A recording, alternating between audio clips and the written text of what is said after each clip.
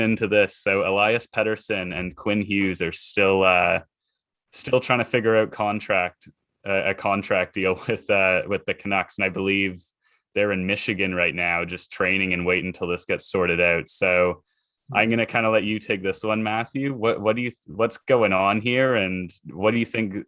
How is this going to end? Well, I mean, yeah, we learned about the thing about Pettersson going to Michigan last week, but I mean, he's going there to train. It's nothing to do with anything going to Detroit or anything like that. But I think this has to get done soon. I mean, they're talking about it yesterday with Jim Benning saying that he wants to get together with his agent again during that evening. Haven't heard anything since then.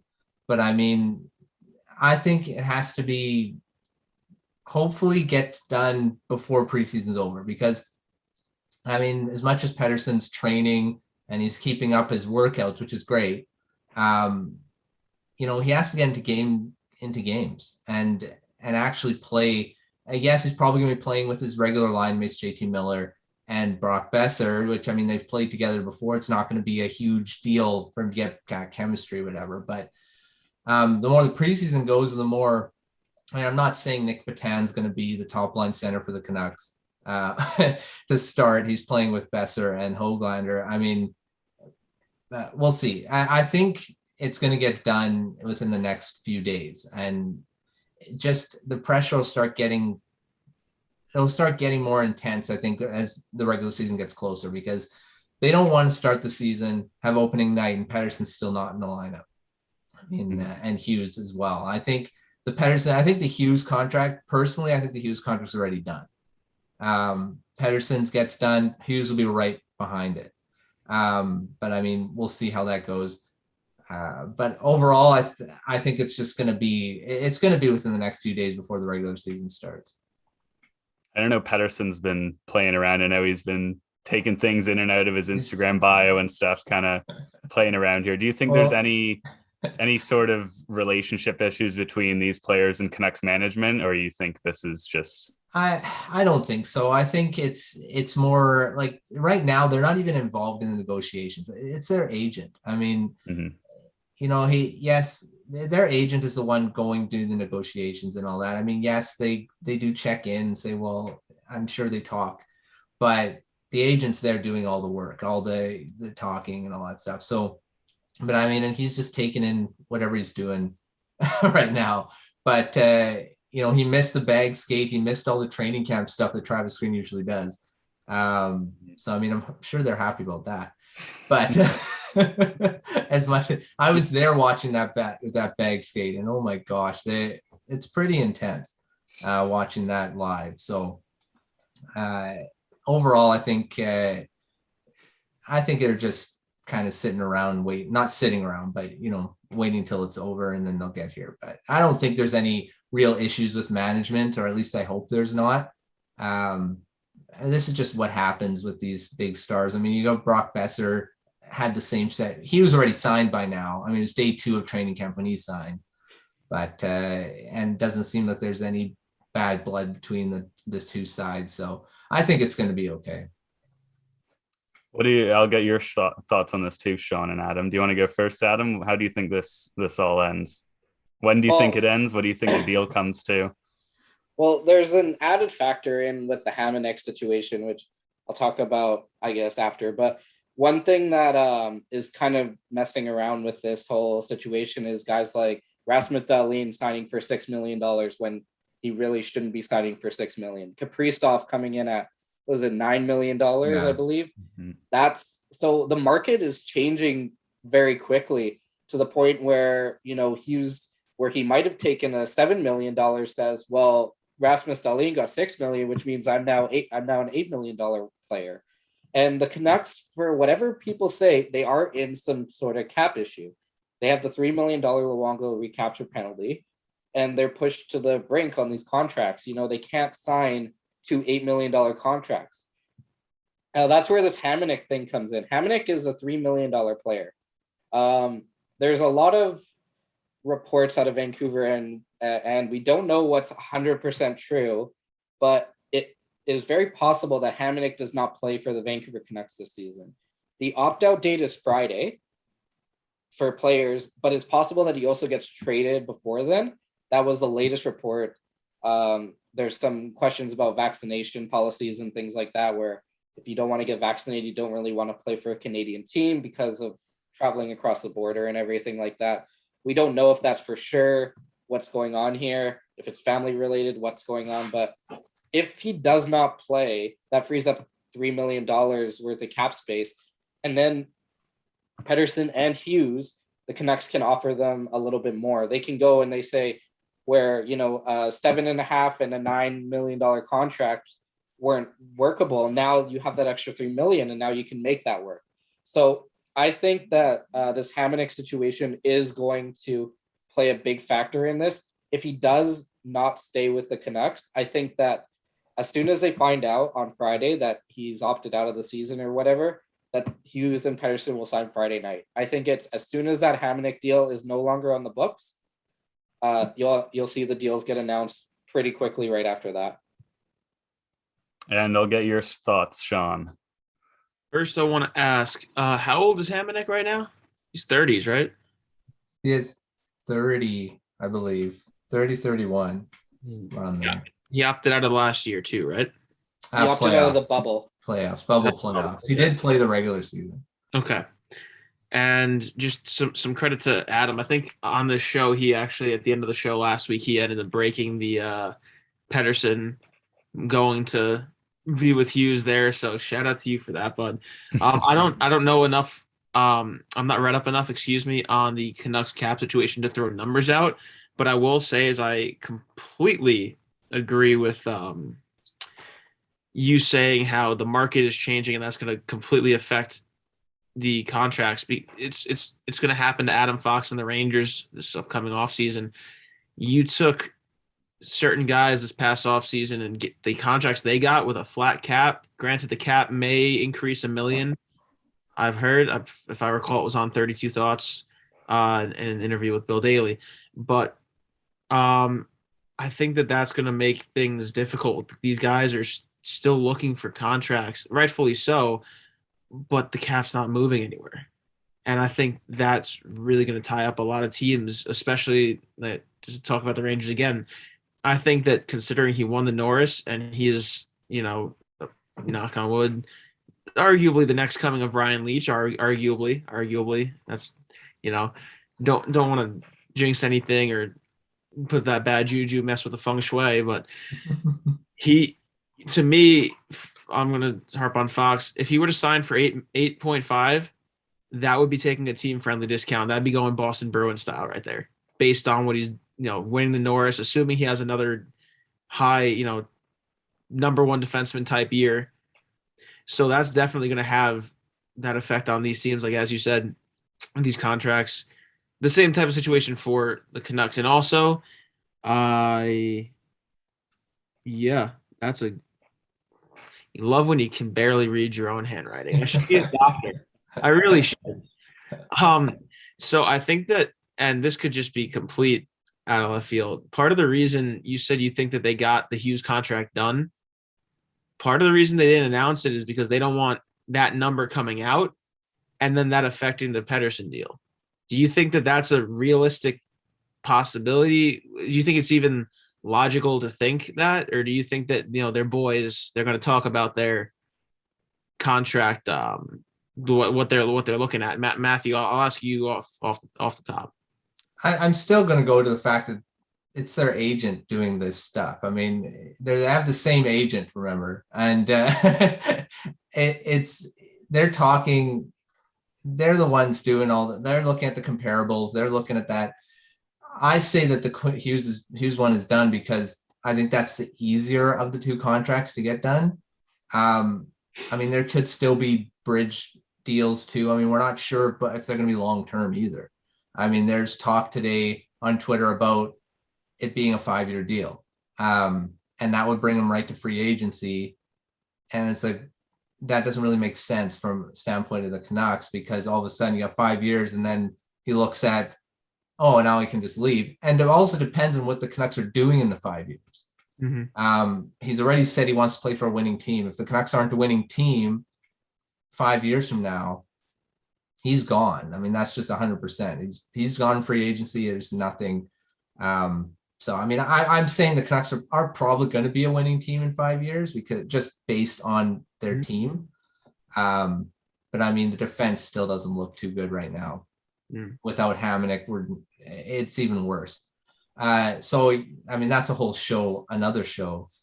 But we'll see what happens. I think Hughes is, I think his contract is pretty close to being done if it's not done, but we'll see in the next few days. Pep, what do you think? Just hold on. Sorry, what's that? So what do you think? On what? Oh, like my computer just glitched. On the contract negotiations, do you think Hughes's contract is done, like Matthew's saying? What's your thoughts on the situation as a whole and getting them signed in time to at least get some sort of action, even if it's just a couple practices before opening night? You would have to think something's close to being done at this point. I mean, preseason's already started, and when if you're not going to have Hughes or Pettersson there on opening night of the regular season, that's pretty major issue in my eyes for the Canucks. So they've had so much time now that this has been going on and they've been discussing this. You would really have to hope they're starting to narrow down on the numbers here. I trust what Matthew says that Hughes is probably an easier deal to sort out than Pettersson's is. It's got to happen soon, I would assume. Any thoughts, Adam? Well, I'll throw this out there that I actually have a theory that Benning knew about this Hamonic situation for a while. Like, you have to have known. Well, yeah. Like that you'd have, if he wasn't vaccinated, which a lot of people are saying that he isn't, you would have to known that a while ago. So I think that he knows this and that the agent for Pettersson and Hughes know this, and they're just waiting to see what's going on with Hamonic before they sign those deals, because they're going to, I think, like I said, as soon as Hamonic goes, as soon as that the team figures out what's going on with Hamonic, the deals are going to be signed right away. I think that they have basically two options here. They have, if Hamonic's on the roster, this is what you're getting. Hamonic's not on the roster, this is what you're getting. And it's just more of a let's wait and see type situation.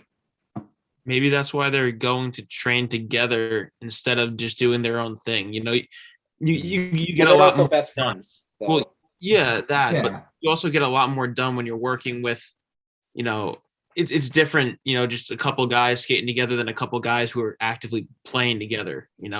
I feel like it's more than just we're getting in shape. Like, I think they're actually running. I would think and hope, if I was a Canucks fan, that they're actually running themselves, not maybe full practice level, but like they're not just doing some skates, waiting around, lifting, skate, shoot. Like, they're actually trying to get stuff going at a higher level. So that could be a sign. And who knows, maybe Pettersson is a little bit upset right now with the Canucks because Besser has been calling Nick Patan Petey during the practices. So maybe he feels a little bit, hurt and betrayed by that. So. Maybe he's just doing it to try and get him to get Pettersson to come back. You're like, hey, you don't like it? Why don't you come back, sign, and tell me to my face? Like holding the boombox up, like just begging, like for him to come back. Like, oh, I gave somebody else a nickname because you can't be with me, type thing. Pops out the window. Yeah. Baby, come back. You can blame it all on me. All right, another never-ending saga. Moving on from the Canucks here and from the Kraken, but this is a pretty interesting subject to touch on here. Is the Jack Eichel situation going on in Buffalo? So he's now obviously this has been an ongoing thing it's been at least the entire summer now, where this has just been back and forth between the Sabres doctors and Jack Eichel about which surgery is going to get to fix his herniated disc, and they just can't come to agreement. There was so many times through the offseason where I was seeing people saying we should expect an Eichel trade within the next few days, and it still has not happened. So he went into Buffalo, he failed his physical, and he's now been stripped of the captaincy. So this is just turned into an absolute crazy situation here. And really, I haven't heard a ton other suitors who are really going after him. No specific names, but I think Sean, we were talking about this before the podcast. You might have some more details on this. So I'll hand this over to you. Yeah. So I'll be paraphrasing a bit of the 32 Thoughts podcast that came out today. I've been listening to a lot of that. If y'all couldn't tell, I think that's my third name drop on here. They just had to switch it to 32 Thoughts too. I'm surprised I didn't mess that one up. So yeah, that's to me. I think from what I recall, one of the things that Elliot Friedman was talking about, he kind of had this idea that if, whether it's the league or the Sabres, release his medical records so teams could see it, similar to how Tarasenko, they were able to get his out, it might benefit them more in trying to trade him.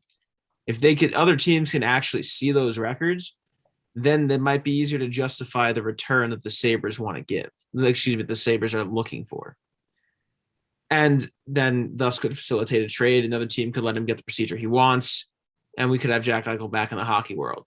Now, I am a players first guy, as a beer league legend, beer league ball hockey, that is.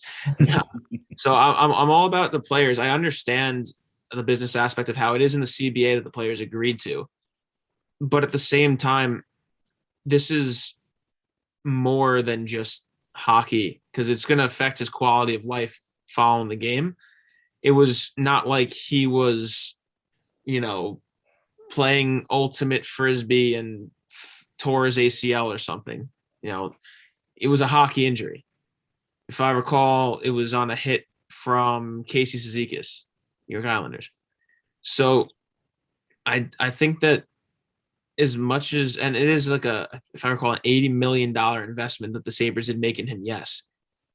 But just to see the way that it's deteriorated and how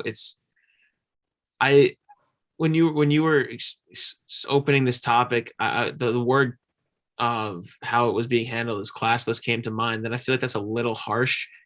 I think that I get Kevin Adams' explanation for removing the C from his chest, but I think that it's getting to a point where it shouldn't necessarily be about hockey. And what really gets me is that what really bothers me is that the Sabres want him to get a fusion. He wants to get a disc replacement. The disc replacement fails, you can still get the fusion. Yeah, it may make him out for longer, and no one's ever come back and played professional hockey from a disc replacement, if I recall. But look at Alex Smith, NFL. I couldn't even fathom when he came back from that leg injury. Connor McDavid, there was a documentary about him. It was a documentary about his miraculous recovery, right? Like, if this happened, God forbid, please, everyone knock on wood, because we know I need this one. But if something like that happened to me, nah, I'm not coming back. I'll be a beer league legend in the video game. No, like, he's a professional athlete who not only is a professional athlete, he was at the top of his, he's one of the best in the league. I notice. Oh, no. For those who can't see the video, Adam's dog just came into the frame. Not trying to laugh at the Eichel situation. That was just the dog pulled him away for a second there. But to get back, I digress. Eichel's granted, he's probably not been able to do much workout, I wouldn't think, with that. But if anyone can come back, or at least make a decent attempt to come back, it's someone in Eichel's situation, right? And if it's going to improve his quality of life in the long run, I think that's a bit more important than a team that's going to be a perennial lottery team, getting him back to win 6 more games. And that's being disrespectful to Eichel, not saying he could win more games single-handedly. That's a testament to how the Sabres are. Yeah. It is a very complicated situation. I mean, Yeah. when you really look at it from both sides, like it's so complicated because the Sabres clearly have 100% trust in what their doctors want to do, and it's a professional hockey organization. I mean, they're paying Eichel a lot of money, where if their doctors don't think that the surgery Eichel wants is going to be beneficial for the team, then it's a huge risk financially for the Sabres if they're putting all their trust into what their doctors have to say. Honestly, I just don't understand why they haven't moved him at this point. Clearly he shouldn't be in Buffalo if the doctors and him have been going on this long. I totally agree. I think Eichel should have whatever's going to give him the best quality of life, and this shouldn't just be about hockey and playing hockey for the Buffalo Sabres. I mean, there's got to be a resolution here, and I just don't see his future in Buffalo. What do you think, Matthew? How do you think this ends? I'm just going to echo everything that Sean said. I mean, I've heard so much. I produce Sabres Scoop as well, and listening to what they talk about, and they talk about it every single episode, at least a little bit. And stripping of the captaincy, I kind of understand, but at the same time, I don't. He's going to be traded, or he's going to be traded. Why humiliate him by stripping the captaincy from him? I mean, it makes no sense to me why that's something you would think that's a good thing to do. The locker room, I think, is going to be distracted. Your leadership has just been stripped away. Yes, he wasn't going to play this season anyway, maybe. And the trade value of him has gone way down because, what's a team, trading for a guy that's going to get surgery and not be back he may not even be back this season. But the stripping of the captaincy itself, I feel it was an unnecessary move. I mean, yeah, Kevin Adams, like Sean said, the explanation was it sounded fine that why they did it, but to me, for a guy they did it in San Jose, they took Joe Thornton's captaincy away, and he was playing with the team for I don't know how many years after that, and it was fine. But this is a different situation. I mean, Eichel's a captain, and you strip that. Like I say, I think it's humiliating to the player, and it puts a unnecessary distraction to a room that is already going to be. This team's not going to be good this year. I mean, there's going to be so much. It's going to be. Yeah, I'm just going to leave it at that. I feel that this situation has just become way more complicated in the end with the captaincy getting removed from him now, and the trade saga, and I feel he's not going to get traded until maybe he may not even get traded this year because of all this, but we'll see. Yeah, I definitely found the stripping of the captaincy. It's very interesting. I covered the Sabres last season for a bit. I covered them through their 18-game losing streak. So that's an organization that is really I think they're just pretty much they just have to blow things up. They have to completely reinvent this franchise. So I do understand why they would want to strip the captaincy of Eichel. Clearly, Eichel is, I don't know the exact quote from Kevin Adams, but something about the heartbeat of the team. And Eichel clearly is not that. But whether you should have stripped it before trading him when you're going to be trading him, I don't know why you would go and do that beforehand. Again, you also mentioned, I feel like that it lowers his trade value. It just doesn't look good on the player. It looks like you're kind of trashing him for his leadership skills. Yeah. I don't really understand it. I don't think there's a huge rush in Buffalo. I think this rebuild is going to take, they haven't even made the playoffs in a decade. So who knows how much longer it's going to take, but I don't think this was an urgent move. It's kind of confusing to me. Yeah. Did you want to add anything, Sean? Excuse me. I mentioned before how the Sabres made this commitment to Eichel. At the same time, he made a commitment to them. It wasn't just a one-sided thing. If I have the dates of these signings, a little confused. If Eichel ended up signing before the guy I'm about to mention, excuse me, but conceptually, Matthew Tkachuk signed a bridge deal, 3 years, $7 million a year. Eichel could have gone for a bridge deal. Whether money year, whatever, but he committed long term to them. And to me, they don't have the Jack Eichel, the person's best interest in mind. And I have a problem with that. But I do want to say, I said I'm for the players. I lean player.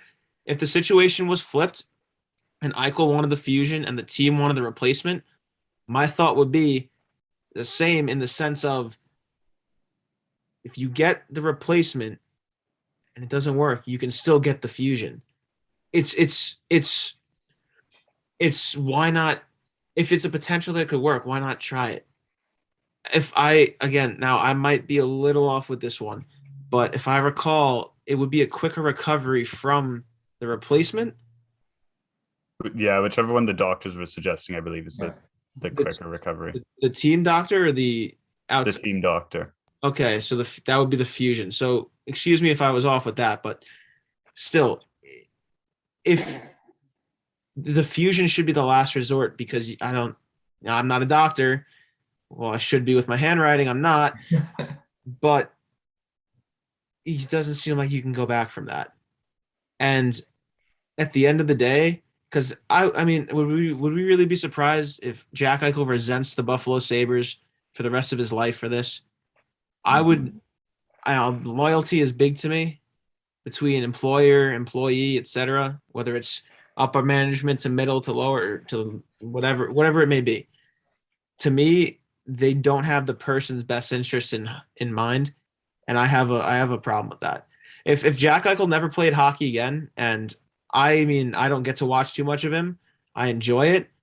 I got a little friend of mine played roller hockey with me. His name's Nick. We call him Junior. He's a huge Sabres fan. Like, I'm telling you, a huge. And I think even he'd agree. If Jack Eichel can live a healthy, happy life and never end up playing hockey again by getting the surgery that's best for him, I'd be able to sleep at night, because, hockey, if you're lucky, you're playing, let's say, 35, right? If the way that the league is trending lower, that you have your whole life ahead of you. Yeah. It just doesn't seem right to me. Like, I get the business aspect, but I'm looking at even past, I'm just looking at the human aspect. And I'm sorry, I'm ranting about this. This is more than I've ever thought about it. So excuse the stream of consciousness, but it just got me fired up. And here we are. Adam, you got anything? Well, basically, the Pagulas have shown that they need to sell the Buffalo Sabres franchise. They've been in a downhill ever since that they have purchased the team, so it just shows lack of leadership from the top. But it also is a failure on the NHLPA here, because while this whole situation is going on, the NHLPA is focusing on Zach Rinaldo not being allowed to play for the Columbus Blue Jackets because they require proof of vaccination and he refused to get vaccinated. So you have a player in Jack Eichel who's a star in the league who has had malpractice against him by a team, and your focus is on a player who refuses to get vaccinated and how they should be allowed to be on a team. It shows that the NHL and the NHL Players Association really needs to get everything back in line and actually focus on the fact that players are the reason that the NHL is successful here, and that players' health and safety actually matters. I say the same thing about the disciplinary committee. They don't care about the players. I'm convinced of that, or else last season, Washington, New York Rangers would have ended a lot differently, that whole situation. So it's really a sad situation, because Jack Eichel, Team USA, might not medal at the Olympics because Jack Eichel is not going to be there. Mm-hmm. So it sucks. It should have been dealt with. It should have been dealt with a long time ago. But ripping off the C is just shows that the Buffalo Sabres are an immature organization that doesn't know how to handle players. And why would if I'm a free agent, why would I ever want to go to Buffalo? If that's how they're going to treat their face of their franchise. Even going back to when they drafted him, they didn't want him. Yeah. If you remember the clip, they were like, "Oh, well, we didn't get McDavid, but I guess we'll take this guy." It's like, you didn't. So there's just too many problems with this Sabres organization, and they need to be sold to somebody that actually cares about the organization. Yeah, I completely agree. I had the exact same outlook on you in this whole crazy situation with this franchise when I covered them last season. That I don't know why the Pagulas are holding on to this team. It's quite frankly, this organization is an embarrassment at this point, and it's very sad to watch because this is a very historic franchise that honestly, like I talked about it a lot last season, how if this team could actually put together a competitive roster and, everyone bought in, and this was, a place where free agent, I mean, Taylor Hall went there last season, that didn't work out. And I think that's going to have long-term effects on big free agents looking at me. Should I go to Buffalo for a year and see if I can figure it out? I think Taylor Hall going there and scoring 2 goals in almost 40 games was just this franchise is going. I mean, it's been going downhill for the last decade, and it's just insane to think the Pagulas have owned the team for 10 years and haven't been able to get a competitive team once. Something has to change. And you mentioned that the Jack Eichel, how Buffalo didn't even want him. It's really ridiculous. You even think back to that McDavid draft year when you had Buffalo, their home arena cheering when the other team would score against Buffalo. Like that is extremely sad for a hockey franchise. And it's so unfortunate because we've seen with the Buffalo Bills, for example, how passionate these sports fans are in Buffalo. They are so passionate. If they had a competitive team, I think they'd be one of the loudest arenas in the NHL. So it is just really sad to watch. Do you want to say something, Matthew? No, I agree. And the Sabres they're a historic franchise. They got great fans. They deserve better. They deserve better. It's just, this podcast is really starting to gel because as I write down in my chicken scratch and underline Bills Mafia, Tom starts talking about the Bills fans and how they're great sports fans. They deserve better. Even some of the players on the team deserve better. I mean, you had Reinhart got out.